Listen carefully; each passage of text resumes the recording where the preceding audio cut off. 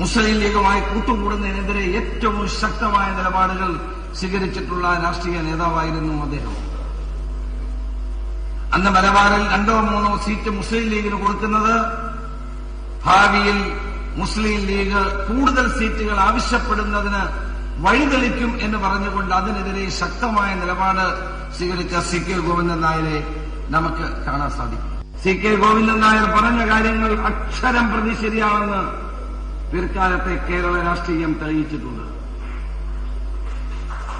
വർഗീയ ശക്തികളുമായും സാമുദായിക സംഘടനകളുമായും കോൺഗ്രസ് പുലർത്തേണ്ട ബന്ധം, ആ ബന്ധത്തിന് ഒരു ലക്ഷ്മണരേഖ വേണം എന്നുള്ള സി കെ ഗോവിന്ദൻ നായരുടെ പ്രസ്താവനയെ ഒരു KPCC പ്രസിഡന്റ് എന്നുള്ള നിലയിൽ ഞാൻ ഈ കോഴിക്കോട് വെച്ച് പൂർണ്ണമായി അംഗീകരിക്കുന്നു എന്ന് പറയുന്നത്.